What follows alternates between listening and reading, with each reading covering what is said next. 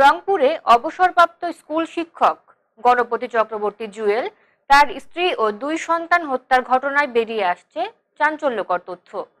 রংপুরে একটি পরিবারের 4 সদস্যকে হত্যার ঘটনায় নতুন তথ্য সামনে এসেছে। মরদেহের মুখ বিকৃত থাকায় শুরুতে ধারণা করা হয়েছিল হয়তো রাসায়নিক বা অ্যাসিড দিয়ে মুখ ঝলসে দেওয়া হয়েছে। তবে ময়না তদন্ত শেষে ফরেনসিক বিভাগ বলছে অ্যাসিড নয়, দীর্ঘ সময় মরদেহ পড়ে থাকায় পচনের কারণে মুখ বিকৃত হয়েছে।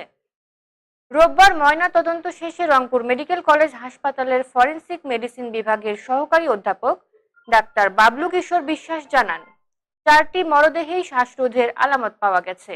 তবে চূড়ান্ত মতামতের জন্য প্রয়োজনীয় নমুনা সিআইডির ল্যাবে পাঠানো হবে।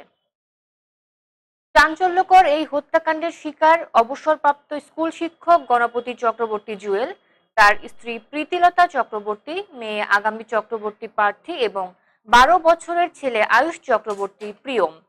শনিবার রাতে রংপুর নগরীর কামালকাচনা মাছুয়াপাড়ার নিজ বাড়ি থেকে তাদের মরদেহ উদ্ধার করে পুলিশ। এরপর ভোরে মুগ্ধ ও সিদ্ধার্থ নামে দুজনকে আটক করা হয়। পরে নিহত শিক্ষকের বড় ভাই গোপীনাথ চক্রবর্তী বাদী হয়ে হত্যা মামলা করেন। পুলিশের প্রাথমিক ভাষ্য অনুযায়ী ঘটনার শুরু হয় বাড়ির ছাদে। পাশের ভবনের ছাদ দিয়ে গণপতি চক্রবর্তীর বাড়ির ছাদে ঢুকে মুগ্ধ ও স্নিগ্ধ ইয়াবা সেবন করছিল। বিষয়টি দেখে ফেলেন শিক্ষক গণপতি। তিনি তাদেরকে বকাঝকা করেন। পুলিশের দাবি, মাদক সেবনের বিষয়টি প্রকাশ হয়ে যেতে পারে এমন আশঙ্কা থেকেই গণপতিকে হত্যার সিদ্ধান্ত নেয় তারা। গামছা দিয়ে তার গলা পেঁচিয়ে ধরলে ধস্তাধস্তির শব্দ শুনে ছুটে আসেন স্ত্রী প্রীতিলতা। তাকেও হত্যা করা হয়। এরপর একে একে ঘটনাস্থলে আসে মেয়ে আগামী এবং 12 বছরের ছেলে আয়ুষ। পুলিশ বলছে দুজনকেই হত্যা করা হয়েছে যাতে তারা ঘটনার সাক্ষী হয়ে না থাকে। সবচেয়ে চাঞ্চল্যকর বিষয়, হত্যাকাণ্ডের পরও অভিযুক্তরা বাড়িতে অবস্থান করে। পুলিশের ভাষ্য অনুযায়ী তারা ওয়াশরুমে গোসল করে, আবার ইয়াবা সেবন করে এবং পরে ঘরের আসবাবপত্র তল্লাশি করে গহনা বের করে। এমনকি স্বর্ণের দোকানে কাজ করার অভিজ্ঞতা থাকায় সিদ্ধার্থ আগুন দিয়ে গহনা গলিয়ে কোনটি আসল সোনা তা শনাক্ত করার চেষ্টা করে বলেও জানিয়েছে পুলিশ।